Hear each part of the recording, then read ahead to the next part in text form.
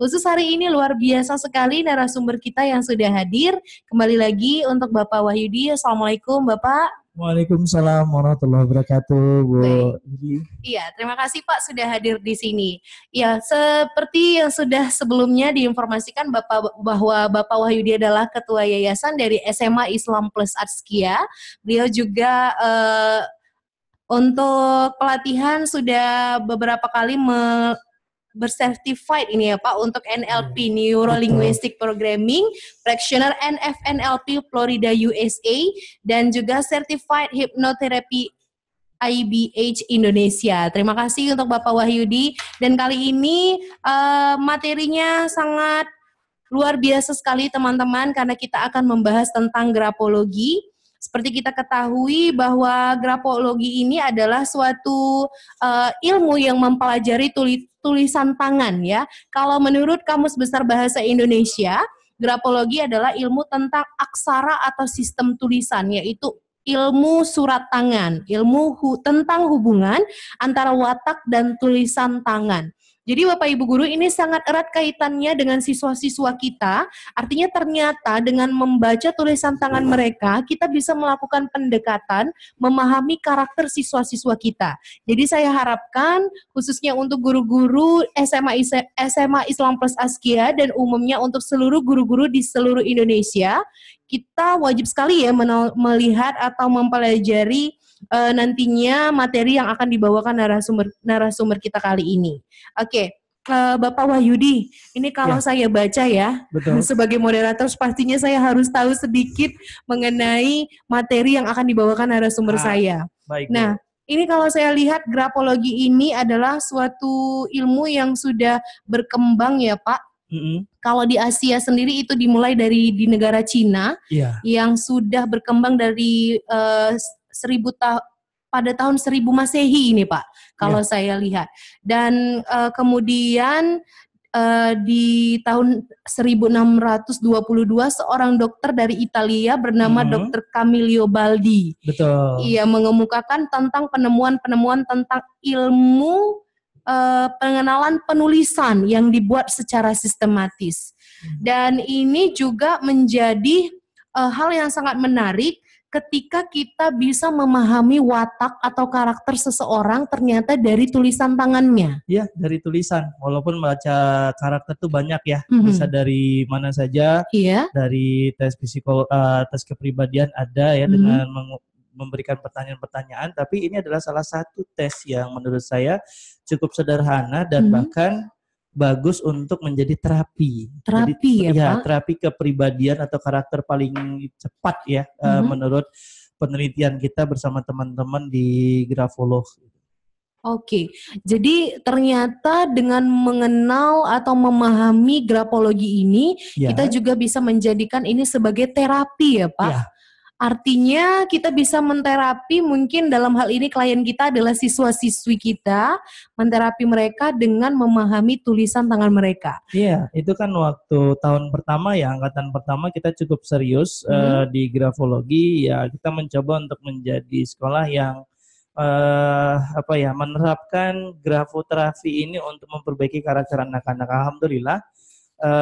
Di tahun pertama itu anak-anak berlatih ya, kita langsung latih mereka bagaimana membuat tulisan yang baik, karena dengan tulisan yang baik, tulisan tangan yang baik itu akan memperbaiki juga karakter mereka, termasuk tanda tangan. Kan kadang-kadang kita ya, pengalaman kita sendirilah dari SMP ya, yang kita sudah bisa tanda tangan itu berubah terus itu sampai kita kuliah, gitu kan? Karena memang kita nggak diberikan ilmu grafologi ini sejak kita SMP. Padahal tanda tangan itu dan tulisan-tulisan itu juga kan berhubungan dengan masa depan dia. Gitu. Jadi kita terapkan ini di sekolah, dan tentunya ini kita belum bagi-bagi sama guru. Nah, inilah momennya kita bagi sama guru untuk bisa membaca dan menterapi anak-anak, mungkin diri sendiri atau keluarga. Wow, keren sekali Pak. saya akhirnya sadar mengapa akhirnya di SMA Islam Plus Askia ini salah satu tesnya adalah tes grafologi. Iya betul, Oke. betul Bu.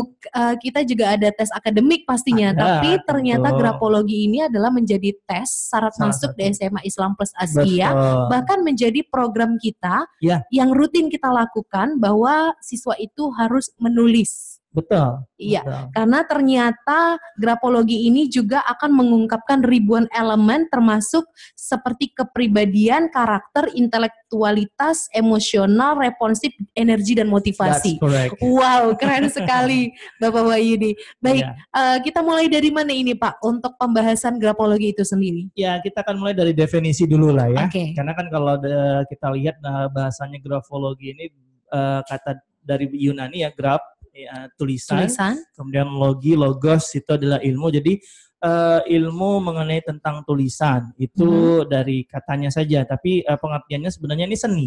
Seni ya. Kami menganggap ini sebuah seni karena kalau dengan seni ini kita harus lebih menjiwai ya, membacanya benar-benar, bukan sekedar membaca saja, untuk bisa melihat tulisan tangan itu dengan si penulisnya. Jadi seperti apa kepribadiannya, ya, emosinya dan lain sebagainya yang tadi ada beberapa elemen tadi tersebut, ya. Karena sebenarnya yang kami pahami bahwa tulisan tangan ini katanya tulisan tangan, grafologi. Tapi kemudian teman-teman menganalisa bahwa ini bukan sekedar tulisan tangan. Oke. Ya, ini sebenarnya kerja dari otak. Oke. Ya, tulisan otak sebenarnya. Cuman tangan itu jadi media. Ini saya akan kasih contoh gitu ya, Bapak Ibu, mungkin kita bisa lihat slide-nya. Ya, kenapa saya katakan dan teman-teman mengatakan ini adalah kerja otak? Karena saya akan bukan mengulangi ini ilmu yang akan kita bahas nanti di hipnoterapi, yang insya Allah akan kita adakan ya bulan depan. Bapak Ibu bersyukur nanti kita akan buat shift-nya bergelombang secara luring ya supaya lebih bisa memahami. Ini saya akan bahas dulu kenapa disebut dengan kerja otak. Jadi kalau ilmu hipnoterapi itu mengawali dengan kerja bagian otak itu ada sadar dan bawah sadar. Tapi banyak orang mengatakan itu alam sadar dan alam bawah sadar. Saya sih secara pribadi tidak sepakat dengan alam seakan-akan berada di daerah yang berbeda gitu ya. Ini adalah kerjanya. Jadi begini, kalau dia otak pikiran sadar gitu ya, itu pikiran sadar itu untuk menganalisa, kemudian tentang matematika, fisika, kimia dan lain sebagainya, ini hanya 12% sebenarnya. Tetapi jauh lebih besar itu adalah pikiran bawah sadar yang secara otomatis bekerja tanpa harus kita menyadarinya. Sebagai contoh gini Bu, Ibu kalau kita lagi berbicara, kemudian saya bertanya, Ibu berapa kali mengedipkan mata selama kita berbicara tadi? Aduh, saya tidak hitung Pak, tapi pastinya ini juga lagi berkedip ini Pak. Oke ya, itu lagi berkedip, tapi kita nggak usah hitung, itu otomatis dan kita harus bersyukur karena dengan kedipan mata ya secara otomatis mata itu melindungi ya bagian dalamnya supaya tidak iritasi gitu ya, tidak terluka dan sebagainya. Itu nggak kita sadari, itulah dia kerja dari pikiran bawah sadar. Jadi otak itu menginstruksikan kepada bagian tubuh kita yang tanpa kita sadari, tapi sebenarnya dia bekerja otomatis. Sama seperti juga denyut jantung. Nah, kalau kita tadi sudah berbicara, ya Bapak Ibu selama kita mendengarkan podcast ini berapa kali sih denyut jantung kita? Nggak tahu ya, karena memang kita nggak menyadarinya gitu. Makanya kenapa disebut dengan pikiran bawah sadar. Kita nggak menyadarinya, bukan nggak sadar ya, kita nggak menyadarinya saja. Jadi dia di bawah, kemudian ini penting sekali kalau kita berhenti nih denyut jantung kita. Apa yang terjadi? Ya ini fatal sekali pastinya, ya. Pak. Belum lagi hal-hal yang lain. Misalnya kalau kita berbicara kadang gerakan tangan ini adalah kerjanya bawah sadar kita. Nah, jadi menurut dalam buku Peace of Mind oleh Sandy McGregor yang seorang psikolog juga mengatakan ini 88% pikiran bawah sadar itu bekerja karena dia menyimpan untuk bank memori kita. Itu memori anak-anak itu ternyata tersimpan tuh di pikiran bawah sadar bukan di kesadarannya. Di pikiran bawah sadarnya. Jadi kalau mereka ujian itu harusnya bisa mengoptimalkan pikiran bawah sadar. ya. Kemudian tentang keyakinan mereka, ini gurunya bagus atau tidak. Makanya tadi ya pembicaraan menarik dengan Bu Vika ya, bagaimana kita jadi apa istilahnya geng mereka. Wageng. Iya, itu adalah salah satu sarana untuk masuk ke pikiran bawah sadar mereka. Nah, sama seperti sebelumnya Bu Salwa dengan memberikan contoh-contoh soal, itu adalah salah satu cara untuk masuk pikiran bawah sadar. Jadi kenapa ilmu saya bukan ilmu praktis tapi adalah basic. Ini dasarnya supaya kita tahu, oh ini ya ternyata. Karena kita sering sekali membuat sesuatu tapi tanpa ada landasannya. Nah ini saya akan bahas, kita akan bahas sama-sama bahwa pikiran bawah sadar 88% itu bekerja pada anak didik kita sehingga akan muncul kekuatan yang luar biasa. Ya, the giant within gitu ya. Jadi kemudian kita juga bisa menghidupkan raksasa yang sedang tertidur mereka. Sebagaimana kalau saya tadi buat gambarnya adalah gunung es gitu ya, iceberg gitu ya. Kenapa sih harus gunung es? Ya, kita sama-sama tahu kalau gunung es itu besar di bawah, kecil di atas. Benar. Sama seperti kalau kita es batu lah ya, kita masukin ke dalam gelas, pasti yang bagian paling besarnya itu di bawah air, kemudian di atas permukaan air itu yang kecil. Tapi kita tidak menafikan bahwa tidak mengkerdilkan sadar, karena ini penting. Karena toh juga sholat itu dengan keadaan sadar. Nah, tetapi dengan keadaan sholat dan keadaan sadar itu masuk ke pikiran bawah sadar kita, ayat-ayat yang kita baca sehingga kita muncul belief system. Ya, keyakinan kita kepada Allah, ya keyakinan kita pada kebesaran Allah dan sebagainya. Jadi dalam sholat itu bekerja antara sadar dan bawah sadar, sadarnya itu pada saat sholatnya, tetapi kemudian proses bawah sadarnya lebih banyak bekerja, ya. Termasuk nanti dengan citra diri anak-anak. Nah, anak remaja kita sekarang ini itu belum menemukan jati dirinya karena citranya saja belum terbentuk, dia lagi masih mencari-cari. Itulah kenapa berhubungan dengan tulisan tangan anak-anak yang remaja ya, kita anak SMA gitu, itu masih mencari format. Ya, jadi kalau kita kecil dulu waktu TK kan tulisan kita nggak jelas. Ini nanti ada hubungannya dengan grafologi karena memang anak kecil itu lagi berlatih motorik kasarnya, emosinya belum stabil ya, kadang-kadang apalagi anak yang tantrum gitu. Maka wajar anak TK, anak SD tulisannya itu kacau gitu ya, karena memang emosinya masih belum terbentuk. Ketika remaja ini sedang mereka mencari. Nah, disinilah kesempatan kita sebagai guru untuk memahami ilmu ini sehingga nanti kita tahu nih mau ngapain kita, mau diapain anak ini, mau diterapi seperti apa dia. Jadi Bapak Ibu sekalian, kita sudah memahami sedikit ya, ini pembukaan saja bahwa sebenarnya tulisan tangan itu bukan sekedar kerja tangan, tetapi juga kerja otak. Sebagai contoh kita bisa lihat ya, Mas Dodi, Pak Dodi silakan dibuka slide-nya. Ini saya akan tanya, Ibu juga bisa lihat di gambar ya.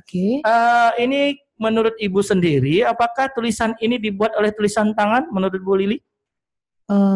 Tidak, Pak. Jadi tulisan apa nih? Tulisan dengan menggunakan medium tangan atau bukan ini? Saya kurang jelas gambarnya ini. Oh, nggak jelas ya, mungkin bisa dilihat di tabletnya. Ya, kalau Bapak Ibu guru mungkin melihat ini seperti tulisan tangan. Ini ya, tulisan yang ditulis dengan tangan. Sebenarnya ini adalah, ya kalau kita baca lebih teliti lagi bahasanya, ya dengan hormat saya lahir di Manado tahun 1968 gitu ya. Tuhan tidak memberikan tangan dan kaki yang normal, tapi Tuhan menganugerahkan saya dengan pikiran yang tajam dan kemauan yang kuat. Artinya kan dia nggak punya tangan, ya, dan kakinya juga nggak normal. Lalu dia menulisnya pakai apa? Pakai kaki. Nah ini dia tulisan otak dengan medium kaki. Dari mana ciri-cirinya? Itu lihat dari titik huruf I-nya. Huruf I-nya semua itu berada di bawah. Bukan di atas. Pada umumnya kita normal kan biasanya huruf I itu di atas gitu ya. Benar, coba benar, perhatikan. benar. Hampir seluruh huruf I-nya itu di bawah semuanya. Itu makanya tadi saya agak aneh sekilas melihat dari jauh. Ya. Itu tadi. Jadi sebenarnya yang kita anggap tulisan tangan karena kita selama ini orang normal pakai tangan gitu ya. Tapi bagi yang tidak punya tangan, mereka bisa menulis dengan kaki. Ya, sebagaimana kita lihat di sini nih tulisan kaki ya, pakai kaki. Sampai saya tadi minta Dodi untuk perjelas gambarnya. Begitu ya, dia lebih yakin tulisan tangan atau bukan ya, karena pertanyaannya kayaknya menjebak juga gitu. Iya benar. Coba lihat dia menulis dengan kaki saja dia bisa.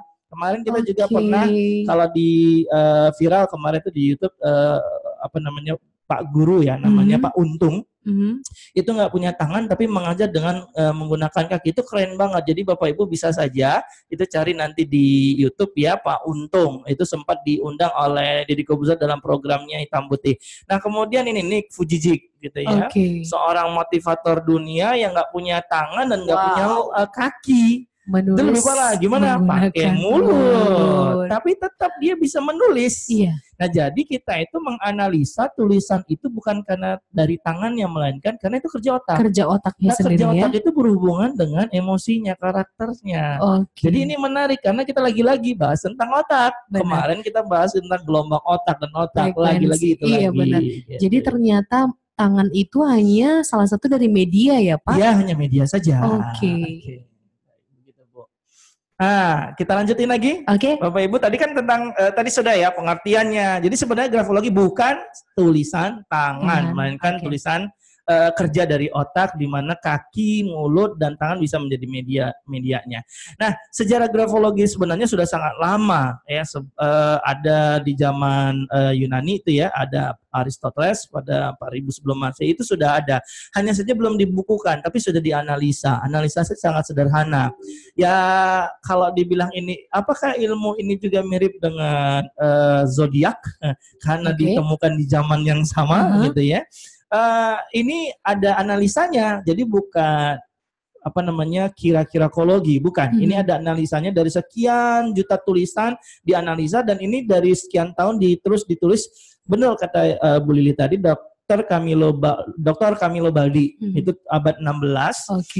Dia ini seorang dosen, seorang guru yang sangat favorit di kampusnya. Ya, di universitas dia ngajar di Universitas Bologna di Italia. Dia kemudian akhirnya meneliti semua tulisan-tulisan itu lagi dan dibukukannya. Jadi inilah awalnya tulisan yang buku tentang tulisan tangan ya, ada jurnalnya. Kemudian diperbaiki lagi di abad 18 dengan A.B. Jean Micon. Ini kalau di grafolog dibilang bapaknya grafolog modern. Karena sudah mulai meneliti dengan detail, tidak ada lagi kesalahan dan sebagainya, sehingga kemudian sekarang itu ya Masya Allah ya, itu analisa tangan itu sudah digunakan sebagian-bagian dari forensik. Ya, kalau dulu kan forensik itu meneliti bagaimana kejadian peristiwa pembunuhan kriminal itu banyak ya caranya. Nah, ternyata dari tulisan tangan bisa dibuktikan. Sebagaimana kayak ada pembunuhan tapi meninggalkan tulisan tangan, ya kan? Nah, itu bisa dianalisa. Nah, kemudian di Amerika sendiri itu sudah digunakan untuk mengetahui kejujuran seseorang, kestabilan emosi, ya. Kemudian di psikolog di Amerika juga telah menerapkan tulisan tangan ini, grafolog ini selama 30 tahun. Dan mereka sampai kesimpulan bahwa ini adalah metode terapi yang tercepat. Jadi yang saya katakan tadi, ini adalah para psikolog di Amerika Serikat selama 30 tahun penelitian ya, dengan menggunakan tulisan tangan, terapi tulisan tangan ini menjadi terapi yang paling cepat. Dan itulah kenapa kita gunakan di sekolah untuk anak-anak kita. Tapi belum untuk guru, nanti insya Allah ke depannya gitu ya. Jadi kemudian di Australia sendiri itu dipergunakan oleh the Australian Federal State and Territory Police sebagai bentuk tes yang lebih akurat daripada lie detector.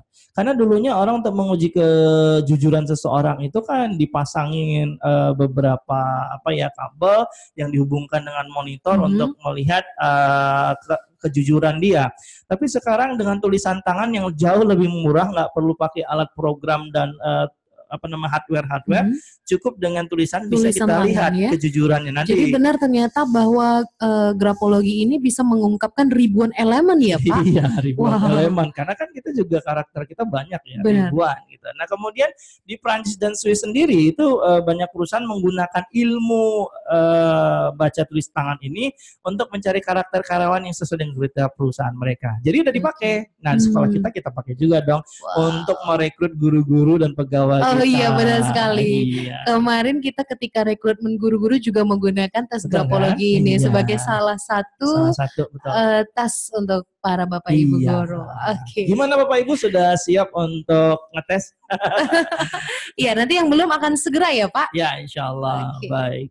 Nah berikutnya, tapi kita tidak bisa serta-merta ya, setelah kita tahu ilmu ini kemudian bisa menjudge tadi ya, Juli tadi nggak bisa. Karena ada banyak faktor.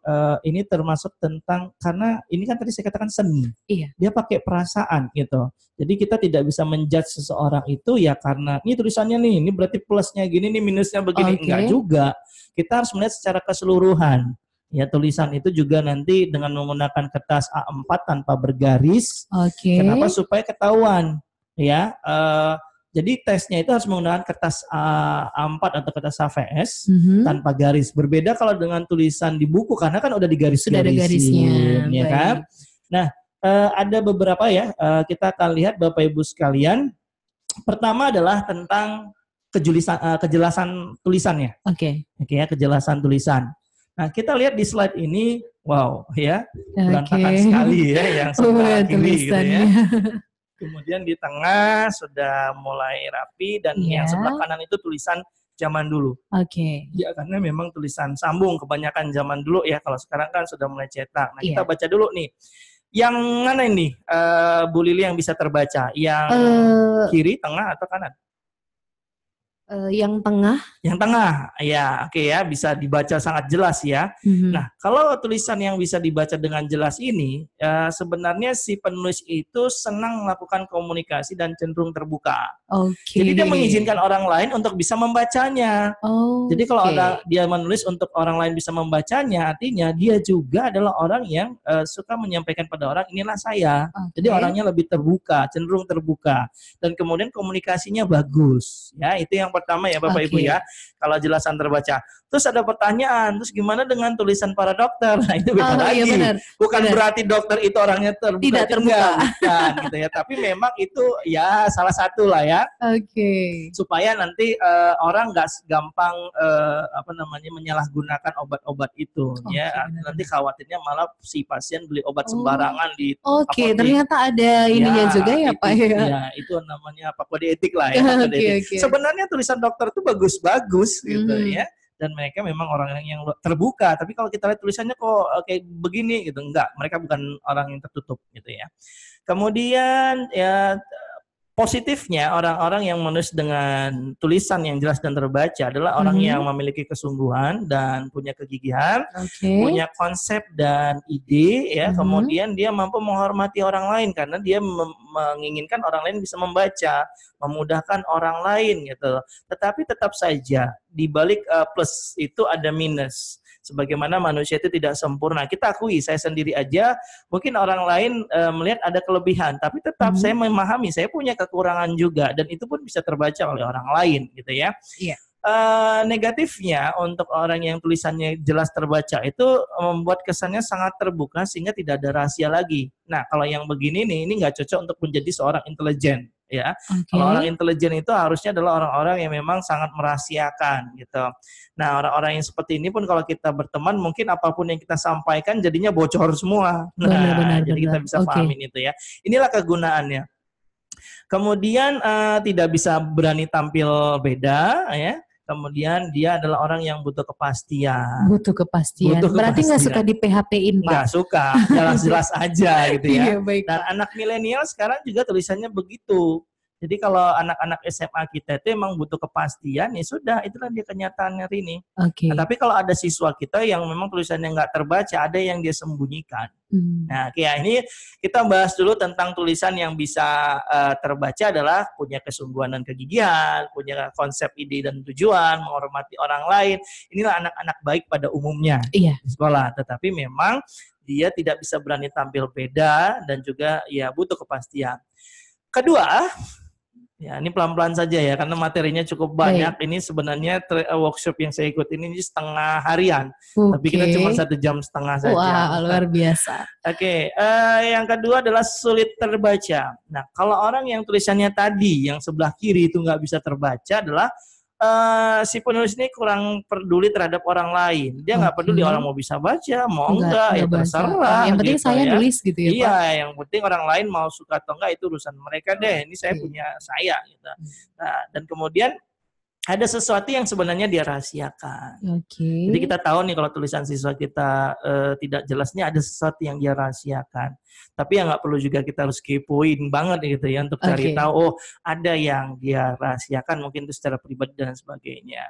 Nah, positifnya ini cocok untuk intelijen ya, anak-anak yang seperti ini cocok untuk intelijen, dan kalau kita menyampaikan sesuatu dia akan menyimpannya, menjaga rahasia itu.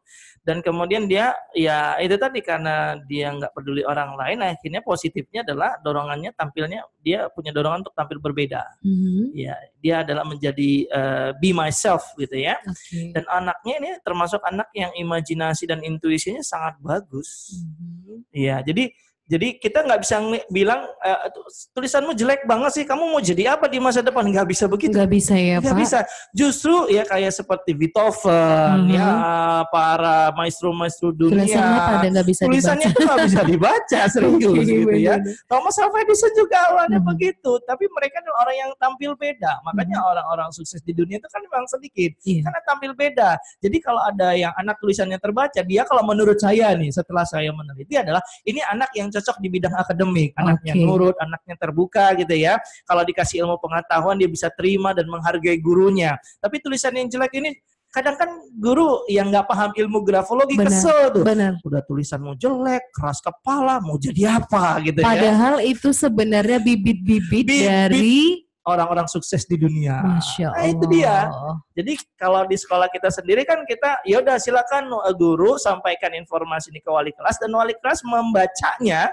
Ya, kemudian ini anak bakatnya di mana? Itulah kenapa kita sediain banyak fasilitas untuk menemukan bakat mereka perlahan. Memang agak lama, tapi ini adalah cara untuk membuat mereka yang malas belajar, tulisannya jelek, untuk menemukan bakat terpendamnya menjadi orang luar biasa, bahkan jauh lebih baik daripada anak-anak yang tulisannya terbaca tadi. Yang tulisannya dapat dibaca dengan mudah. Iya, betul. Karena mereka ini anak-anak yang tulisannya sudah terbaca ini imajinasinya tinggi banget ya. Kemarin kan saya sudah sempat ini ya, pekan lalu ya, benar ya? Iya, benar, Pak. Iya, pekan lalu kan saya pernah minta Bapak Ibu menonton film The Billionaire. Iya. Bu Lili udah nonton? Sudah, Pak. Sudah ya, keren banget tuh anak ya. Banget. Iya, ternyata saya baru Tokay Noi itu, ya Noi itu kan bahasa Thailandnya adalah muda. Tokay itu adalah dari bahasa Cina ya, pengusaha. Jadi pengusaha muda. Nah, tulisannya itu saya perhatikan, Bu. Ketika dia menemukan ide-ide kan dia selalu menulis gitu ya. Dan tulisannya jelek banget ya, karena memang dia calon orang besar. Dia nggak mau hal-hal yang sifatnya kaku gitu. Dia mau sesuatu yang berbeda. Ya punya, ya itu tadi kan tampil beda. Dan kemudian coba perhatikan, dia kan sangat menyimpan rahasia orang tuanya dari teman perempuannya kan, sampai teman perempuannya berkata, kenapa sih kamu nggak ngasih tahu aku kalau ini keadaannya? Itu tadi anak-anak begini. Benar. Ya, tapi memang anak-anak seperti ini yang sudah terbaca butuh bimbingan. Kalau dia berjalan dengan sendirinya, ini dia akan stres banget. Makanya kenapa Tokay Noi ini si top itu tadi ya. Dia punya pendampingnya siapa? Ibunya yang menguatkan. Dan dia akhirnya juga memahami, dia juga sayang sama ayahnya walaupun ayahnya agak sedikit keras gitu ya. Tapi ketika ayahnya mengatakan, "Nak, sebenarnya aku mencintaimu" di bandara, itu menunjukkan ya inilah cintanya ayah, beda penampilannya. Nah, dia kan sayang sama ayahnya karena dia mau jadi pengusaha itu untuk bayar utang-utang ayahnya. Nah, ini hal yang luar biasa, kita nggak tahu. Kalau kita cuma ngeliat jeleknya anak, tulisanmu jelek, mukamu jelek, nilaimu jelek, ya hancur hidupmu kan. Nggak mau dengerin lagi. Akhirnya tadi menutup dan nggak bisa kita komunikasi kan. Jadi dia juga punya pamannya kan gitu ya, pamannya yang selalu ya udah nggak apa-apa kasih nasihat, nggak mau didengerin juga ya sudah. Nah, ini orang-orang kepercayaan. Jadi mereka butuh orang-orang kepercayaan, dan kita inginkan itu guru-guru menjadi orang kepercayaan siswa kita. Masya Allah. Berkaitan ya Pak, setiap minggunya materi berkaitan, dan intinya adalah itu. Iya. Ini sebenarnya sih dari semua judul-judul Guru Inspiratif 2020 ini adalah intinya ini. Benar. Jadi kita tidak bisa menjudge ya, menjudge anak-anak. Nah, tapi memang ya, di samping kelebihannya itu dia punya kelemahan. Ingat sekali lagi Bapak Ibu ya, semua orang punya kelebihan dan juga punya kelemahan, kekurangan. Jadi kita kenapa di dalam Islam juga harus silaturahim ya, itu untuk menguatkan ya kelebihan-kelebihan dan mengenyampingkan kekurangan-kekurangan itu. Inilah kedewasaan seseorang. Jadi kenapa orang yang silaturahmi itu rezekinya bagus, karena dia kelemahannya ditutupin dengan kelebihan orang lain. Kan gitu dia ya. Dan barang siapa yang memutuskan silaturahmi itu akan dilaknat. Kenapa? Dia Allah berikan rezeki dia nggak mau cari. Nah, inilah salah satu kelemahan anak yang tulisannya sulit terbaca adalah nggak mau kerja sama. Tidak mau Tidak bekerja mau sama. kerja sama, dia mau single player gitu loh. Oke. Ya kan, itu kenapa si Top kemarin itu ya di film itu si Top kan nggak mau dia kerja sama ya, bahkan dibantu sama teman perempuannya juga dia nggak mau gitu ya. Aku akan menjadi diriku sendiri dan bekerja sendiri. Bahkan ayahnya nasihatin dia tidak mau terima, dia akan lakukan itu sendiri single player. Tapi tetap mereka itu butuh orang-orang yang mau mendengarkan. Misalnya gini, ini ada anak yang tulisannya jelek sekali, nilainya jelek sekali gitu ya. Kita bilang aja kita menjadi orang kepercayaannya saja. Jadi guru nggak usah sampai harus berotot ya, lehernya berotot gitu ya kan, kepalanya berotot gitu untuk marahin anak, nggak perlu, dengerin aja, kamu kenapa? Dan katakan saja sama seperti ayahnya si Top itu, yang jelas ibu, bapak itu percaya sama kamu, kamu bisa menjalaninya, udah gitu aja. Wow. Nah, ya, cuman segitu aja. Inilah untuk menangani anak-anak seperti ini ya. Kemudian dia juga punya kelemahan tidak mudah percaya sama orang lain. Dia lebih percaya pada dirinya sendiri tapi tidak mudah sama orang lain. Makanya anak-anak seperti ini memang pendekatannya cukup lama. Kita menyamakan gelombang frekuensi otak kita ke dia itu lama banget loh. Karena tadi itu ya Pak ya, karena yang dia tidak mudah percaya, dia hanya percaya pada dirinya sendiri begitu ya. Iya, dia percaya sama dirinya sendiri jadi sulit dia. Sama seperti kalau di radio itu yang terkenal di Medan itu, Ibu radio apa sih? Apa ya, Mos FM, Kiss FM itu kan gampang ya dilacak ya, frekuensinya. Cuman ada satu acara bagus ya, namanya Smart FM. Nah, Smart FM ini jarang diketahui orang, tapi itu tadi dia punya gelombang sendiri, jadi hanya orang-orang yang mau masuk ke gelombang mereka lah yang bisa paham. Nah, sama dengan anak-anak ini, dia punya program bagus dan dia tidak mau percaya dengan orang lain. Jadi pelan-pelan ya Bapak Ibu sekalian ya, udah ngerti kan kalau kemudian si anak ini udah tulisan jelek, nggak mau percaya, sulit kerjasama nih anak mau apa, memang kayak gitu dianya gitu. Jadi mulai sekarang kita jangan sampai underestimate pada siswa-siswa yang tulisan tangannya jelek dan tidak gampang dibaca. Penuh kesabaran untuk membaca. Satu lagi nih kelemahannya anak yang sulit terbaca itu sangat ego. Ego banget ya. Nanti ada tambahan-tambahan lainnya. Jadi sudah 2 ya. Tadi yang sudah mudah terbaca dan kemudian sulit terbaca. Gimana Bapak Ibu? Lanjut ya. Lanjut dong Pak. Nah, tapi itu nggak cukup. Kemudian kita langsung menganalisa anak itu seperti ini. Masih banyak lagi faktor-faktor yang harus kita analisa. Seperti adalah margin halaman. Margin halaman ya. Jadi kan kalau kita lihat di layar kita ya, itu ada kertas A4, 2 kertas A4 itu yang ditulis tangan ya. Yang pertama sebelah kiri itu margin halamannya kan sangat lebar gitu ya. Yang sebelah kanan itu justru kanannya yang sangat lebar. Ini benar. Margin ini akan berbicara tentang ruang, waktu dan relationship-nya ya. Yang pertama kita harus pahami dulu margin ideal itu gimana sih? Ya kalau Bapak Ibu yang kuliah, yang kita semua kuliah, ini kan ngerti ya kalau buat skripsi, kalau yang sudah ada akhir tesis standarnya, aturan standarnya. Dan itu memang untuk menunjukkan keteraturan. Ya kan? Nah, coba bayangin kalau misalnya dosen kita, kampus kita tidak membuat aturan seperti ini, itu semua nanti jurnal, skripsi, tugas dan sebagainya sembarangan ditulisnya kan? Bahkan setiap karya ilmiah itu memiliki format aturan margin yang berbeda-beda ya Pak? Ya, berbeda-beda. Misalnya untuk skripsi, tesis, dan jurnal, penulisan jurnal itu pasti berbeda. Iya, ini kan menunjukkan kenapa di dunia pendidikan itu sangat teratur ya kan? Benar. Karena memang semuanya diatur. Nah, standarnya itu begini nih, margin idealnya kalau yang margin atas ya Bapak Ibu ya, ini margin atas dari tulisan Assalamualaikum sampai di ujung kertas itu standarnya idealnya adalah 2 sampai 2,5 cm.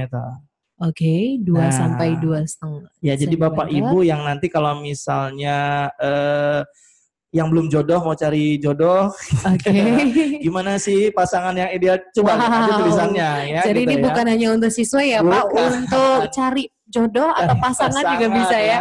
Atau untuk orang tua yang ingin melihat anaknya mengenalnya lebih dalam. Wah, keren sekali grafologi jangan anak ini. 5 tahun ya. Oh, belum ya 15 Pak. tahun, Kita 17 tunggu tahun. Oke, baik.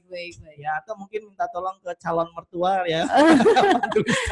Yang mau ta'aruf berarti dari tulisan tangan aja ya Pak? Iya, oke. Itu yang atas ya. Jadi margin atas itu 2 sampai 2,5 sama dengan sebelah kiri margin tulisan awal sampai dengan ke kiri, ke atas kiri.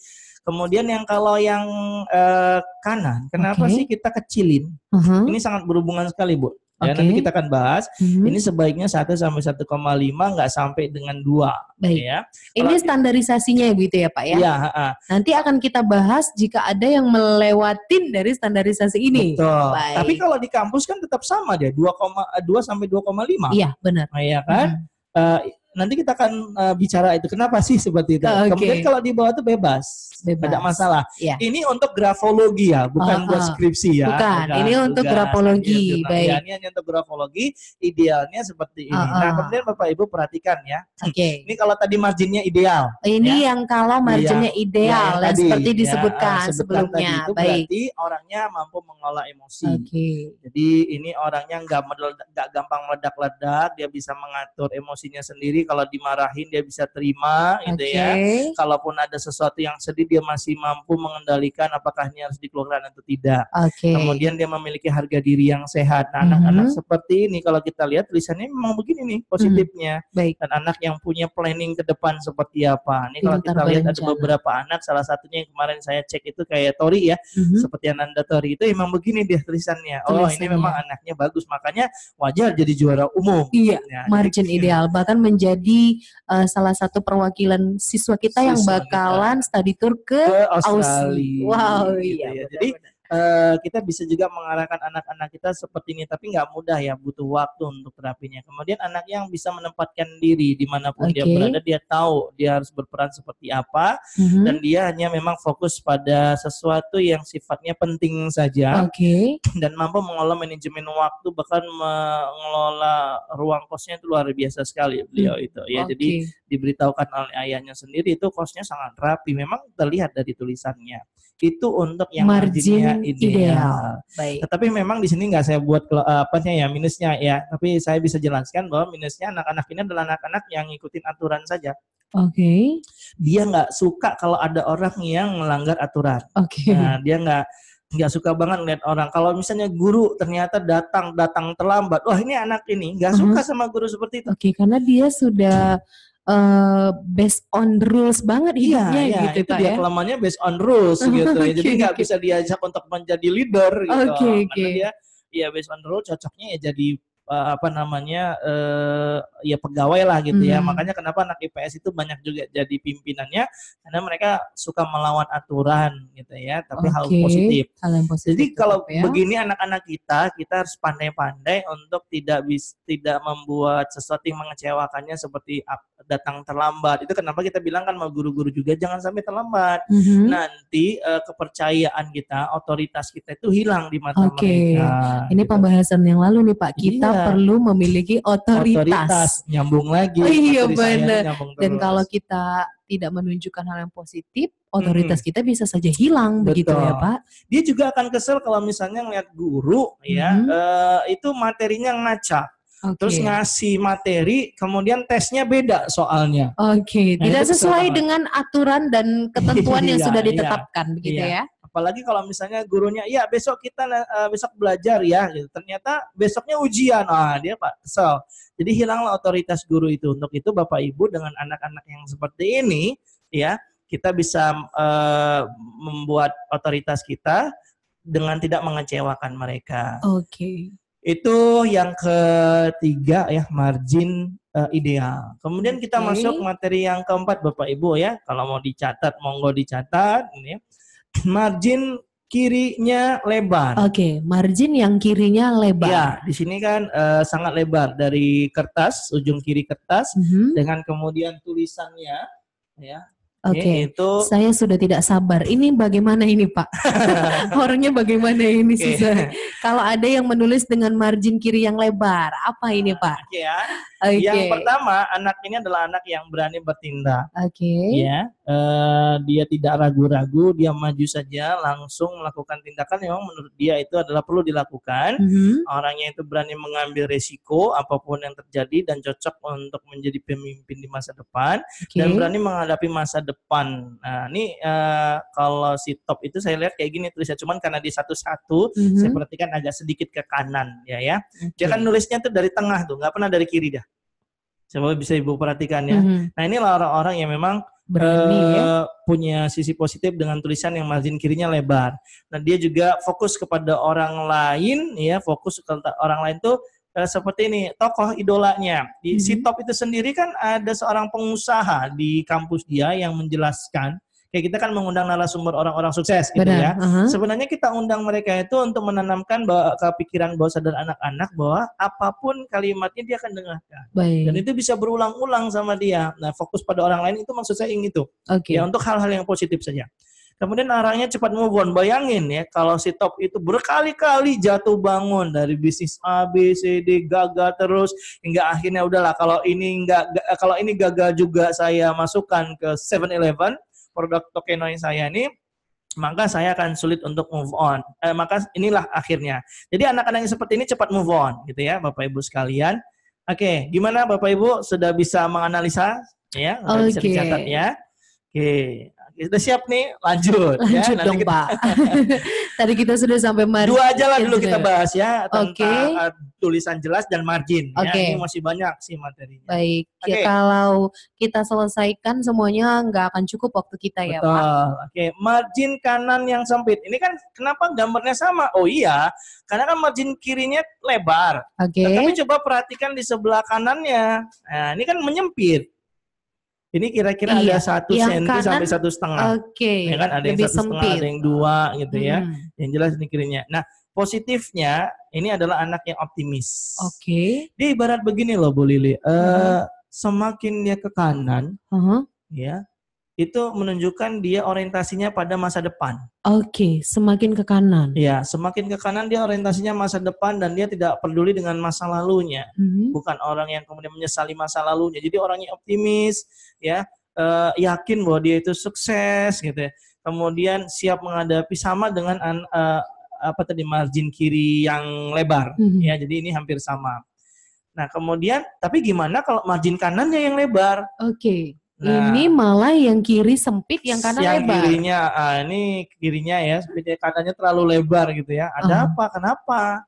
Nah, ini juga bisa kita analisa. Oke. Ya, analisanya adalah anak-anak ini dengan tulisan yang margin kanannya lebar, kan kita kalau ujian esai itu kita bisa lihat itu, kita bisa baca kan. Makanya guru itu punya peluang untuk menjadi seorang grafolog profesional, karena untuk grafolog profesional ini nggak perlu harus kuliah di psikologi. Cukup Bapak Ibu sering latihannya jangan lihat tulisan anak-anak. Sekarang kita kan abai dengan tulisan-tulisan tangan ini. Jadi kalau mereka kita kasih materi, kita suruh tuliskan lagi apa yang kalian dapatkan dari GCR, itu akan melatih karakter anak-anak. Jadi anak yang sebelah kanannya lebar itu malah justru anak yang dia lebih fokus pada diri sendiri dia. Ya, kemudian dia butuh kepastian, kemudian mencari hal-hal yang nyaman atau comfort zone. Tapi kelemahannya adalah dia ragu untuk melangkah. Ya, justru dia punya ide bisnis nih, bisnis nggak ya, jadi ragu. Kemudian dia nggak siap kalau kemudian nanti dengan resiko yang ada, bahkan dia pun merasa aku tidak cocok jadi orang sukses gitu. Dan anaknya itu menahan-nahan, ini kan ketahan ini, kenapa nggak diterusin aja, ditahan-tahannya, ini kan terlalu lebar. Dan anaknya ini kurang percaya diri. Jadi kalau kita lihat seorang anak dari tulisannya, ini anak kurang percaya diri, ya. Nah, ini kelemahan anak yang tulisannya margin kanannya jauh sangat lebar ya dibandingkan kirinya. Oke, Pak. Sebelum kita ke yang slide berikutnya, ini untuk tulisan ini bisa kita aplikasikan untuk anak di usia berapa, Pak? Jadi ada seorang psikolog dan grafolog juga yang mengatakan kalau grafologi itu bisa analisa di usia 15 tahun. Oke, Ya, jadi di kalau usia 15 kalau tahun ya. misalnya sama sih kayak anak yang 5 tahun ke bawah itu ya masih tulisannya coret-coretan semua gitu ya. Belum bisa karena masih menstabilkan emosi. Nah, 15 tahun ini kita lakukan supaya apa? Supaya kita terapi. Jangan sampai mereka di usia 17 tahun kita analisa itu berantakan. Oke, jadi sebenarnya tulisan mereka itu masih bisa kita jadikan seperti layaknya untuk terapi mereka juga ya Pak? Nah, Bu Lili masih ingat nggak ya dulu zaman kita SD ada tulis tangan apa namanya Aksara tulisan halus kasar. Masih ingat nggak? Masih Pak. Itu kan SD saja kan? Iya. SMP benar. sudah mulai hilang. Nah, Iya. sebenarnya untuk melatih motorik kasar dan halusnya anak-anak itu di situ dia terapinya bukan analisa. Oke. Sayangnya tugas itu hilang di Indonesia. Anak-anak SD sekarang udah nggak ada lagi istilah tulis tangan. Padahal itu penting loh, itu terapi. Makanya kenapa anak zaman dulu lebih nurut dibandingkan anak zaman sekarang. Ya karena kita nggak melakukan terapi tulisan halus kasar itu. Nah sekarang udah hilang kan. Nah ini juga bagus untuk terapi untuk anak-anak kita. Jadi untuk terapinya bisa kita mulai sedari kecil atau sedari dia sudah bisa menulis, tapi analisanya bisa kita lakukan di usia 15 tahun ya Pak? Analisanya sudah 15 tahun supaya bisa kita perbaiki. Oke, bisa kita Sehingga perbaiki. nanti ketika dia masuk ke lamaran kerja gitu ya, dia mau ke kampus untuk dapat beasiswa, lebih baik. Dia sudah ideal tulisannya itu. Jadi orang bisa perusahaan-perusahaan kenapa sih banyak menolak pegawai karena tulisan tangannya itu nggak cocok dengan kebutuhan mereka. Ingat loh di luar negeri udah menerapkan ini gitu ya. Nah kalau nanti di usia 15 tahun nih kita baca lagi, oh ini kurangnya di sini, ini kurangnya di sini, terapikan lagi dia. Jadi saran saya untuk terapi anak grafologi yang bagus itu adalah halus kasar. Yang paling bagus adalah sekarang sudah ada Quran tulis. Quran tulis itu ternyata lebih bagus lagi. Nah, saya lupa nih, Bapak Ibu, tulisan Cina ya, itu kan dimulai dari bawah. Iya, benar.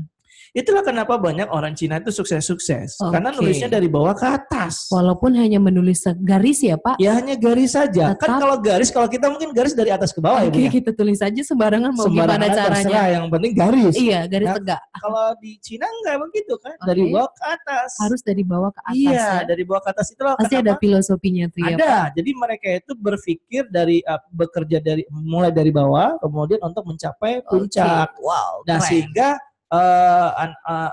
saudara-saudara kita dari etnis Tionghoa ini maju-maju sukses-sukses karena dari tulisan. Nah itu kalau untuk dunia ya, cuman memang ada kelemahannya. Saking dia ke atas, akhirnya mencari dunia, lupa dengan akhiratnya. Nah kalau untuk akhirat, tulisan tangan terbaik itu adalah tulisan Quran tadi, Quran tulis. Menulis Quran atau menulis bahasa Arab gitu ya, itu bagus untuk karakter. Nah, jadi saya juga belikan untuk anak saya pelan-pelan nih latihan aja, nggak apa-apa. Awalnya jelek-jelek, namanya latihan. Lama-lama kan jadi lebih lancar. Wow, alat terapi yang sangat keren. Iya. Baik, tadi kita sampai ke margin lebar kanan. Sekarang ya. yang terakhir nggak ada margin. Tidak ada margin. Nanti ada hubungannya dengan skripsi kita. Ya. Jadi kalau kita lihat layar, ini sama sekali si anak nggak ada marginnya nih, semuanya rapat. Tidak ada margin. Kalau secara kasarnya kita lah, menurut Bu Lili, kira-kira gimana nih? Analisa sederhana aja. Kira-kira seperti apa? Kalau ngelihatnya sih langsung, aduh. Ini pakai kira-kira kologi dulu ya. Kira-kira kologi. Bukan grafologi tapi kira-kira kologi ya Pak. Ini kalau saya melihat sendiri sih saya, aduh kenapa sih padat-padat banget. Ya. Gitu sih Pak. Terus kayaknya pastinya ini terburu-buru mungkin. Oke, pelan-pelan ya. Bu, ini dia sangat irit orangnya. Oh ya? Tidak mau sedikit pun ada yang tidak tertulis sama dia. Wow. Iya. Itu aja sederhananya kalau ilmu ya? Berarti dia punya positif adalah anak yang hemat. Dan efisien. Dia nggak mau kertas ya udah dia beli nggak dimanfaatin. Hemat di kertas tapi boros di pulpen ini Pak, tinta. Ya beda dong, ini kan karena memang ada tugas dia harus nulis. Kecuali dia nggak disuruh nulis, dia nulis saja. Boros di tinta. Nah, Oke. kemudian kita bisa lihat nih orangnya sangat hemat dan efisien. Positifnya dia bagus menjaga keuangan. Jadi Mhm. kalau misalnya nih Bapak guru pengen kaya di masa depan, maka cari jodoh, Yang cari calon seperti istri yang seperti ini ini karena ya. hemat dan Hemat. efisien dalam menggunakan. Ya, insya Allah dalam waktu 5 tahun tanpa harus kredit rumah punya rumah. Insya Allah, Amin. ya. Jadi ada hubungannya ke sana. Oke, yang lagi cari jodoh langsung ini Pak, disuruh tulis. Disuruh nulis. Makanya nanti dilihat dulu ya kan, Oke, ini baik. layak enggak untuk jadi istri atau Hemat suami nggak saya nih? gitu ya. Oh Oke. ternyata boros. Nah yang berikutnya anaknya mandiri, Oke, ya, sangat mandiri. single player. Iya. Ya udah tulislah seperti yang dia inginkan saja. Beda dengan kita kalau aturan buat skripsi itu harus begini-begini dia nggak mau. Ya, dia juga orangnya Kurang peka. kurang sensitif ya karena tadi nggak mau ya, tidak percaya sama orang lain, mudah cemas dan orangnya ingin eksis ya di medsos itu biasanya modelnya kayak gini juga nih anak-anaknya ya. Nah, apa hubungannya dengan skripsi kita tadi ya? Orang-orang yang kemudian harus ikutin aturan tetap punya kelemahan saya bilang tadi. Makanya orang-orang akademisi, orang-orang yang di kampus, studi oriented, itu kedepannya cuma menjadi seorang karyawan, pegawai, karena dilatih dari sejak dia SMP, SMA itu nurut gitu, 100%. Ini kelemahannya. Tapi kalau kemudian ya kita tarik ulur lah, memang perlu peraturan itu perlu penting buat kamu masa depan. Tapi coba kamu bisa be yourself. Ya, membuat project-project yang membuat dirinya berorientasi pada masa depan gitu ya, tahan dengan cobaan-cobaan, kuat dengan keadaan-keadaan yang ada. Jadi ini harus kita latih juga. Jangan harus nurut semua tulisan itu, jangan terus-terusan, harus sesuai dengan aturan. Perlulah sekali-sekali anak-anak mengarang bebas, sebebas-bebasnya itu untuk melatih kemandirian dia. Oke. Gimana Bu? Ada mungkin yang ingin bertanya, masih banyak nih sebenarnya. Iya, jadi untuk Bapak Ibu guru ataupun ini sepertinya ada juga yang join orang tua siswa mungkin ya. Masya Allah, alhamdulillah. Iya, oke. Jadi untuk Bapak Ibu guru ataupun seluruh partisipan yang sudah join, itu kalau ingin bertanya sudah bisa mulai di typing ya, atau kalau mau live juga bisa typing silakan pertanyaan, nanti akan kita bacakan. Oke, 5 menit lagi kita akan ke sesi tanya jawab. Baik, untuk tadi margin sudah selesai Pak ya? Iya. Kalau untuk margin. Belum, ada satu lagi. Oke, margin apa itu Pak? Kita selesaikan 5 menit ini ya. Oke. Nah, yang paling parah itu semuanya lebar di luar dari ideal. Oke. Nah, ini kertasnya lebar sebenarnya nih. Cuman dia nulisnya di tengah gitu ya. Oke. Di tengah nih, jadi margin kirinya melewati, margin atas melewati, margin kanan melewati gitu. Ada ini, Pak. Kemarin dari hasil grafologi tes sana ada yang seperti ini. Seperti ini ya. Dan biasanya kalau kita yang tidak paham grafolog mengatakan ini anak memang susah diatur, udahlah keluarin aja dari sekolah sebelum dia buat keributan gitu ya. Jadi sebenarnya memang ini anak yang dia menarik diri. Ya, orangnya nggak nyaman sebenarnya. Jadi bisa saja anak yang kemarin itu dia masuk ke sekolah kita karena ya permintaan orang tuanya, dia nggak mau ke sekolah kita. Tapi karena disuruh orang tuanya, udah daripada ini adalah sebenarnya aku nggak mau, nggak nyaman gitu. Dan dia ya terserah lah kalau gitu, ya terserah orang tuaku saja, terserah kalian Bapak Ibu guru saja mau ngapain juga, aku udah nggak peduli dengan masa depan. Ini yang kemarin disempatkan juga sampaikan pimpinan kita nih, calon anak yang punya kecenderungan untuk suicide. Waduh. Ya. Ada pastinya ada. Makanya ini anak yang kayak gini harus langsung diterapi. Ini anak mengalami problem yang sangat berat sekali. Masa lalunya ya Pak. Iya, masa lalunya ini berat sekali ya. Dan dia akhirnya yang nggak mudah percaya sama orang lain, dia curiga aja semuanya. Kadang nih anak juga yang suka nyalain orang tuanya lah. Nanti kalau dia udah gagal, dia akan nyalahin semua orang. Ya, dikit-dikit semua salah orang. Padahal kan harusnya dia yang bertanggung jawab pada dirinya sendiri. Tapi ini karena ada permasalahan ya psikologis anak. Ini kalau begini tulisan tangan siswa kita memang segera kita perbaiki. Begitu Bu. Ini tentang tulisan tangan anak-anak. Jadi dari margin saja tadi kita sudah banyak mendapatkan beberapa karakter dan juga watak ya Pak, dari seseorang. Dari tadi yang pertama ada dari terlihat jelas atau tidaknya, tidak. kemudian dari marginnya. Sebenarnya masih ada lagi pastinya ya Pak? Masih Bu, masih Wah. banyak. Kita baru bahas tentang kejelasan dan margin. Ada 38 lagi. Waduh, tapi karena waktu kita terbatas, jadi kita tidak bisa membahas semuanya. Insya Allah kalau teman-teman tertarik, kita pasti akan membuat khususnya untuk teman-teman guru di SMA Islam Kita Prestasi. lihat saja kalau memang peminatnya banyak, kita buka kelasnya. Oke, baik Pak. Kita buat mungkin seminarnya Pak ya? Ya, insya Allah Bu. Ini mumpung lagi banyak waktu kita bisa baik. Oke, Bapak Ibu guru, kita sudah sampai ke sesi tanya jawab ya. Mohon maaf untuk seluruh partisipan pastinya ya, karena saat ini juga ada yang join bukan dari Bapak Ibu guru. Oke, untuk seluruh partisipan yang ingin tanya jawab, kita sudah masuk ke sesi tanya jawab. Ini sudah ada beberapa pertanyaan yang masuk. Saya bacakan. Ini dari Bapak Muhammad Jusandri Batubara. Assalamualaikum warahmatullahi wabarakatuh. Izin bertanya Pak, apakah ada kaitan tulisan tangan siswa terhadap kemampuan belajar dan prestasi belajar? Kemudian yang kedua, seberapa akurat tulisan tangan dijadikan sebagai salah satu indikator cara mengenal karakter siswa? Materinya luar biasa Pak, terima kasih. Baik, terima kasih Bapak Jusandri. Gimana nih Pak? Iya, Waalaikumsalam Pak Jusandri ya. Jadi ada sih hubungannya. Jadi kemampuan belajar anak, semangat belajar anak itu kita jangan langsung kemarin kita bahas tentang neokorteksnya. Benar. Emosinya dulu.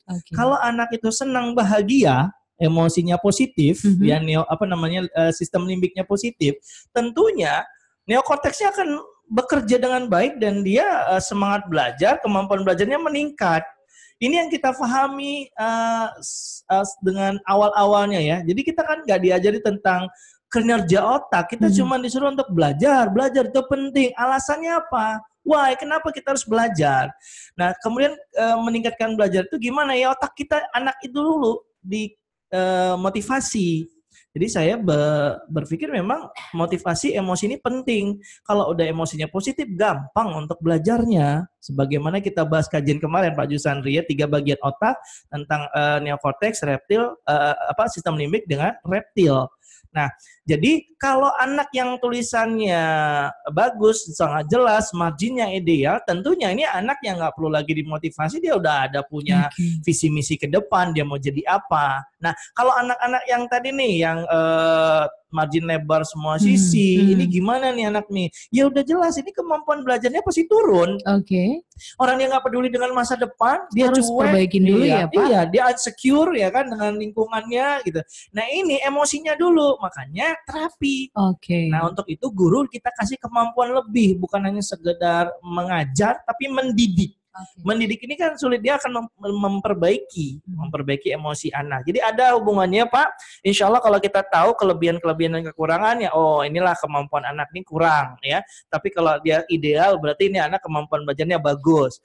Yang kedua, keakuratan tulisan tangan ini sudah diteliti banyak para psikolog dan grafolog, bahkan di Amerika Serikat, di Perancis sudah digunakan ya. Cuman sayang di Indonesia belum, di psikologi aja, jurusan psikologi masih jarang gitu, dan ini masih seminar-seminar umum terbuka dan seminarnya mahal, dan keakuratannya itu bisa mencapai 90%. Keakuratannya 90%. 90% kalau bacanya bagus, tapi kalau bacanya salah sekitar 70%. Jadi 70-90%. Dan biayanya murah. Iya, kan banyak orang yang menggunakan misalnya katakanlah yang pakai alat harganya 300 ribuan dan sebagainya gitu ya. Memang gampang sih, instan banget. Tapi Bapak Ibu itu kan mesin gitu. Nah, kita melatih sebagai guru itu kepekaan anak-anak ini, dan keakuratannya 70-90% dengan biaya, nggak pakai biaya gitu ya, cuman pelatihannya aja gitu kan. Tinggal lihat tulisan tangan, kita bisa baca, analisa, udah insya Allah kita udah bisa tahu. Baik, terima kasih. Semoga Pak Jusandri tadi sudah paham untuk jawaban-jawaban dari Bapak Waidi. Kita ke pertanyaan berikutnya. Ini dari Bapak Muhammad Reza Aulia. Assalamualaikum Bapak Wahyudi, luar biasa materinya Pak. Ini yang saya tunggu-tunggu. Wow, pasti saya juga nunggu-nunggu ini Pak Reza. Semoga masih ada pembahasan seperti ini di sesi berikutnya. Amin. Izin bertanya Pak, bagaimana mengatasi siswa dalam kelas yang memiliki karakter berbeda jauh? Sebagian patuh dengan aturan, Ya, atau kita bisa sebut margin standar. Ya. Lalu sebagian suka langgar aturan, suka tantangan dan hal-hal baru, yaitu margin kiri dan lebar. Sementara dalam PJJ kita harus membuat perlakuan yang sama pada semua siswa. Terima kasih. Gimana ini Pak? Iya, ini menarik sekali. Inilah tantangan seorang guru. Dan ini juga kita sudah menyiapkan gitu ya sebagai pihak sekolah, Pak Reja ya. Jadi memang ada kesalahan cara berpikir kita dan ini kita adopsi dari dulu. Ya, the old system lah ya. The old system doesn't work gitu ya dengan milenial sekarang gitu. Jadi anak-anak ini kita berharap kayak zaman 100 tahun yang lalu belajar itu ya harus seragam semuanya, nggak bisa memang. Oke. Jadi gini, misal ada anak yang tadi marginnya ideal patuh, ini alhamdulillah kita nggak usah lagi fokus ke anak-anak ini, effortnya cukup kasih tugas-tugas, kasih apresiasi, ini udah aman nih anak-anak. Kan tinggal yang tadi ya margin kirinya lebar, suka tantangan sebagainya. Yang tidak itu mau. Kan bisa dilakukan dengan trik yang Bu Salwa ya kasih mungkin dikasih tugas tambahan dan sebagainya. Atau kalau yang anak seperti ini sebenarnya lebih suka dia kasih project. Nah, nanti ke depan rebutan di WhatsApp grup boleh, begitu ya bisa. seperti yang dicontohkan. Tapi ada juga yang kayak terakhir margin lebar semua sisi. Itu mau dikasih apapun nggak akan terima. Ya. Jadi Bapak Ibu guru ini nggak bisa di kelas. Di kelas online nggak bisa nih anak ini. Ini anak ini harus diterapi di luar dulu. Ada something wrong yang harus kita perbaiki terapi dan ini bisa kerjasama sampaikan ke wali kelas. Kan dari ujian yang dikirimkan tulisan-tulisan tangannya kita bisa koordinasi dulu dengan wali kelas. Itulah kenapa fungsi wali kelas kita buat seperti itu. Dia nggak perlu ngajar, dia cuman perlu memahami keadaan siswa sehingga nanti wali kelas akan setiap Jumatnya itu kan ada meeting dengan guru BK gitu ya, dengan kepala sekolah. Ini anak-anak seperti ini mau kita apain gitu. Maka ini kita sudah buat nih fasilitas ya. Kemarin kita pindahkan laboratorium semuanya ke sebelah supaya apa? Supaya di luar itu di lapangan itu lapangan futsal itu di sebelahnya yang lab komputer lama jadi gym ya, sport center. Ya. Jadi anak-anak yang memang suka tantangan itu bukan anak yang mau betah duduk di kelas, dia maunya di luar, kasih project. Sebagai contoh anak kita Arif gitu ya, kelas 11 ya, yang kelas 11 itu dia anak yang ternyata punya bakat itu di fotografi, di videografi. Kemarin gitu juga memenangkan film pendek. Bahkan juara 1 untuk film pendek. Ketika dia kelas 10 itu. Ketika dia kelas 10. Padahal itu kelas 10. Iya, dia lawannya kelas 11, kelas 12. Tapi kalau dia di kelas belajar, dia nggak ngerti apa-apa. Karena memang bukan itu passion. Tapi kita nggak bisa bilang juga kamu nggak usah belajar ini, nggak bisa. Tetap dia harus belajar untuk melatih kemampuan dia patuh pada orang tua itu perlu. Tetapi bakat dia bukan di pelajarannya kita, Pak. Jadi Bapak Ibu guru itu dengan mengenal karakter juga sebenarnya ini kalau lebih dalam kita kaji, ini bahkan kita tahu bisa sampai minat dan bakatnya di mana. Ya. Anak-anak itu bisa kita arahkan ke passionnya dia, misalnya kayak tadi Arif gitu ya, dan dia punya permasalahan loh Bu ya, dengan yang orang tuanya super sibuk ya, dia memang fasilitas semua dipenuhi. Ini salah satu contoh saja ya Bapak Ibu ya. Dan anak ini itu harus kita dukung, nak. Wah, kemarin video kamu bagus, buat lagi dong. Kamu bisa buat karya-karya yang lain. Ada perlombaan ikutin. Kemarin dia ngelapor ke saya kan. Pas saya ikut lomba lagi doakan ya. Padahal itu perlombaannya untuk umum mahasiswa. Iya, partisipannya mahasiswa. Mahasiswa, tapi dia berani. Juga kan? Sering juga dia menghadiri seminar-seminar, Pak. Untuk pembuatan film. Luar biasa sekali anak kita. Anak seperti ini ya... nggak bisa kita harapkan dia pintar di pelajaran kita, nggak perlu. Tapi kita kasih aja kalau dia kapabel berprestasi nak di videografi, tambahkan aja nilainya karena nilai prestasi itu membantu nilai dia di pelajaran kita. Jadi sampaikan ke wali kelasnya, kemudian dibahas nanti di rapat dengan guru BK, terus kemudian kita fasilitasi anak-anak ini seperti ini. Gitu. Jadi kalau di kelas ini sangat berat sekali. Anak yang heterogen kita mau cobakan menjadi homogen.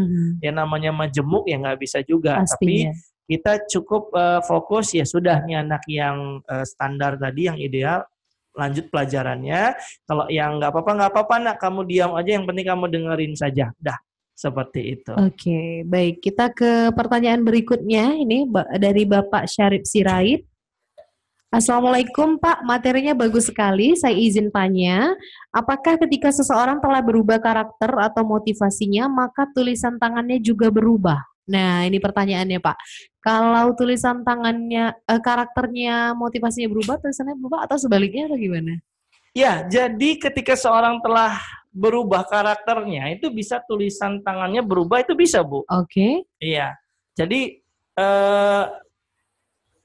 justru yang harusnya kita lakukan adalah memperbaiki tulisannya. Untuk mengubah karakternya. Ya, untuk merubah karakternya. Makanya ada istilah grafoterapi, gitu ya. Selain kemarin kita bahas hipnoterapi, ini untuk menterapi yang tadinya mungkin lemah semangat. Nah, ini kan masalah motivasi ya, Bapak Ibu. Kita akan bahas di sini, saya akan tunjukkan gimana sih untuk orang yang motivasinya bagus nih, kita akan berbicara tentang baseline.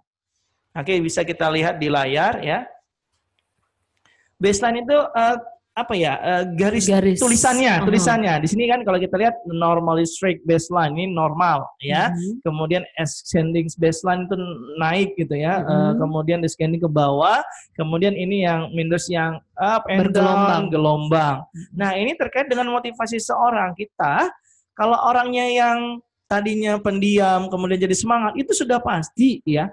Ada perubahan dalam tulisannya, itu menjadi orang yang tulisannya naik ke atas. Mungkin awalnya dia orang yang biasa-biasa saja nih, lurus. Ya, ini kan tulisannya kan lurus ya, dominannya lurus. Jadi kita nggak bisa satu baris saja. Ketika orang menulis sekitar 15 baris, jadi kita bisa membaca, oh iya benar, dominan dia. Oke, kita cari yang dominannya ya, Pak. Yang dominannya, misal ada 15 baris, maka kalau dia ada 10 baris lurus, 12 baris lurus itu dominan. Oke. Berarti orangnya teratur, ya emosinya tenang, disiplin. Tiba-tiba dia ngikutin program motivasi. Dia dengerin video, dia dengerin audio.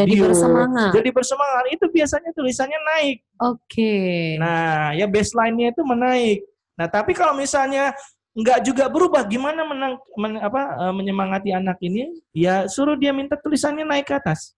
Kita paksa ya. Pelan-pelan gitu ya, pelan-pelan dilatih, pelan-pelan. Insya Allah nanti lama-lama awalnya mungkin terpaksa. Lama-lama jadi dipaksa, terbentuklah karakternya. Wow. Ini akan sedikitnya dia akan bersemangat nantinya. Jadi kalau tulisannya naik ke atas itu, ini kan kenapa juga Pak Sarif ya, tulisan guru tuh kita lihat begini, oh ini guru-gurunya bersemangat, makanya kita terima, alhamdulillah. Efek dari grafoterapi itu akhirnya muncul, Bu, guru-guru kita, guru-guru yang bersemangat dan optimis, meskipun ada beberapa itu saya uji dulu, bisa atau enggak kan.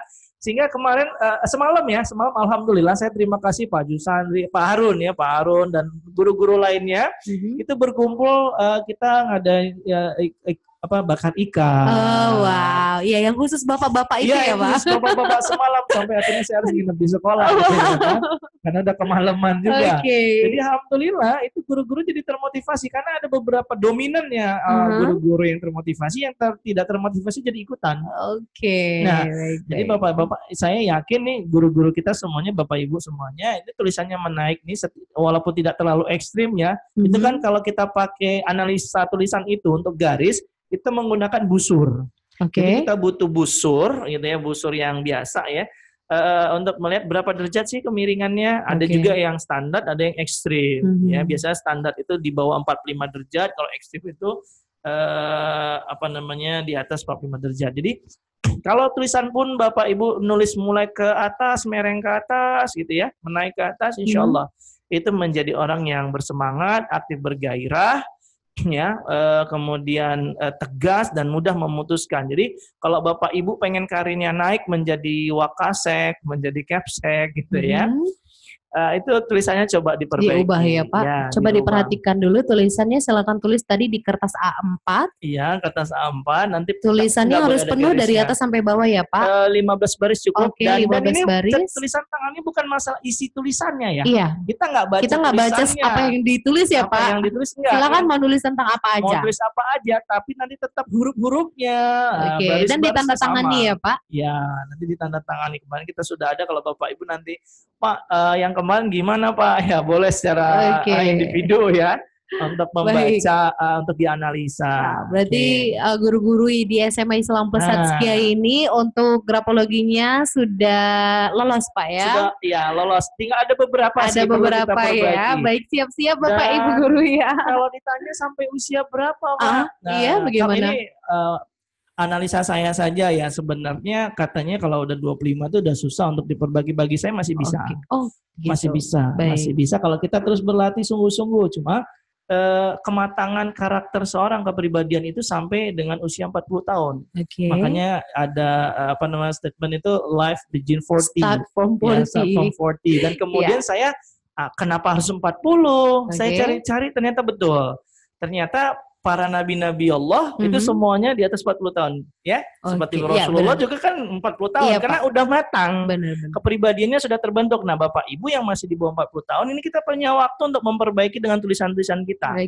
Ya, kalau kita malas mau nulis tangan gimana caranya, silakan beli buku diperbaikin atau mungkin cari coach gitu ya, gimana tulisan tangan saya sudah bagus atau belum, nih kamu perbaiki ini di sini-sininya. Atau kalau mau lebih gampangnya bisa dengan tulisan halus kasar, atau lebih baik lagi kalau kemudian menggunakan Quran tulis, Bu. Oke. Memang kalau kita bicara seperti ini, Pak, dalam hati itu akan berbicara seperti ini. Aku akan menulis seperti standar yang benar. Tapi nanti pas aplikasinya, saya juga sudah pernah melakukannya. Itu ternyata berat sekali mengubah kebiasaan itu, bapak-bapak, ibu-ibu. Jadi seperti tanda tangan ya Pak. Kalau nggak salah saya pernah diskusi sama Bapak untuk menghilangkan salah satu yang buruk dari tanda tangan itu ternyata berat sekali. Padahal hanya titik saja, tapi itu susah. Membiasakan. Iya, membiasakannya. Jadi setelah menandatangani dan mau menghentikan tidak menuliskan titik itu aja berat, apalagi untuk tulisan tangan yang kita sudah terbiasa melakukan itu ya Pak. Betul. Oke. Itu tanda tangan ya, belum tulisan. Itu tanda tangan, belum tulisan. Baik. Ada pertanyaan lagi? Oke, tadi kita berbicara sambil menunggu pertanyaan ya, guru-guru ya Bu ya. Terkait dengan tanda tangan, nah tanda tangan ini hanya melengkapi dari tulisan. Jadi kenapa kita buat tuh kalau udah guru menulis, ya kemudian di bawah ditandatangani. Karena memang untuk akurasi tanda tangan itu sekitar ya 30-40% saja. Jadi tidak bisa menunjukkan keseluruhan, tapi bisa mempengaruhi, cukup mempengaruhi juga tanda kan 30-40%. Baik. Nah, kalau tanda tangan itu Bapak Ibu ya dulu nih, ini waktu saya menyesal ya kenapa nggak dikasih tahu waktu SMP atau SMA. Benar. Karena kan tanda tangan itu di ijazah nggak bisa dirubah-rubah lagi gitu ya. Nah, oke ya Bapak Ibu perhatikan di papan tulis dulu waktu itu saya karena nama saya Wahyudi, itu saya nggak ngerti. Saya pernah sering lihat orang tanda, iya nggak jelas ya. Saya sering lihat orang kalau tanda tangan kenapa harus dimulai dengan angka 3? Oke, iya. Kebanyakan sih rata-rata seperti itu ya Pak. Gitu ya. Saya dulu bingung dan saya bukan tipikal orang anti mainstream lah. Saya nggak mau karena saya tahu huruf awal saya adalah W ya. Saya dulu ini tanda tangan saya dulu. Ini waktu SMP. Itu jadi kayak bacanya Wati. Wati ya padahal nama saya Wati. Emang iya, jadi orang bacanya Wati, kamu kan Wahyudi. Iya benar-benar Pak. Saya dulu cuma tahu informasi bahwa tanda tangan itu disingkat. Ya, baik. Wahyudi jadi Wati Pak ya. Wahyudi gitu kan, saya singkat aja. Gitu ya.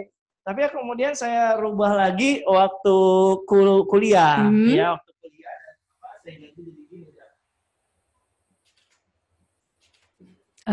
Dan ini berpisah, antara huruf-hurufnya berpisah-pisah. Tidak nyambung Tidak nyambung. Dan memang saya akui ketika saya dibaca seorang grafolog, ya, waktu itu saya belum mengenal grafologi ya. Ahli grafolo dibaca sang grafolo ya. Iya kan dulu saya. Belum ya Pak, waktu itu belum ya. Nah, itu saya, Pak coba tulis gitu tanda tangannya gitu kan. Biasa sih agak deg-degan ya kalau kita mau dibaca orang. Pastinya. Gitu ya. Jadi saya sampaikan, saya paham gitu ya. Ini kan ini huruf E atau huruf apa Pak? Kan nama Pak Wahyudi. Bagi saya, itu tadi saya orangnya anti mainstream. Gak suka begini gitu. Ya kan, jadi saya buatnya agak mereng karena saya berpikir ya, makanya motivasi saya dulu dari dari SMA, kuliah itu cukup kuat. Ya, jadi ini bisa terbaca dengan huruf W saya yang jadi kayak huruf E mereng ke atas gitu ya. Kemudian akhirnya saya memahami ini saya agak orangnya introvert, menutup diri juga saya. Oke. Waktu itu saya tidak gampang untuk menyampaikan rahasia-rahasia saya kepada orang lain, kondisi saya pada orang lain. Cukup saya saja yang mengalaminya. Jadi kenapa kemudian huruf W saya berubah jadi seperti ini? Dia bilang seperti itu ya. Jadi Bapak ada yang Bapak sembunyikan. Yang kedua, Bapak bukan tipikal orang yang gampang akrab dengan orang lain karena hurufnya ini ya spasi antara huruf dan huruf terputus-putus. Bapak bukan tipikal orang yang gampang bersahabat, dan kalaupun Bapak bertemu dengan orang hanya sebatas perlunya, setelah itu sudah selesai. Bapak nggak akan sambung lagi silaturahim. Nah, sejak saat itu akhirnya saya memperbaiki tanda tangan saya, tapi kadang kalau di KTP udah begini nih. Di karena KTP, kan udah di ijazah tahun, sudah ya. Kan? Nah, di ijazah, di kakak, di rekening bank, nggak bisa saya rubah. Baik, benar. Nah, jadi resikonya kalau kita rubah sekarang untuk memperbaiki masa depan tetap ada. Bisa sih kita berubah jadi lebih baik lagi, tapi coba diingat kalau misalnya mengenai rekening bank ya harus kembali yang ke lama. Iya, tidak bisa. Kalau nggak keluar tuh, benar. Ya kan? Jadi saya akhirnya merubah menjadi seperti ini.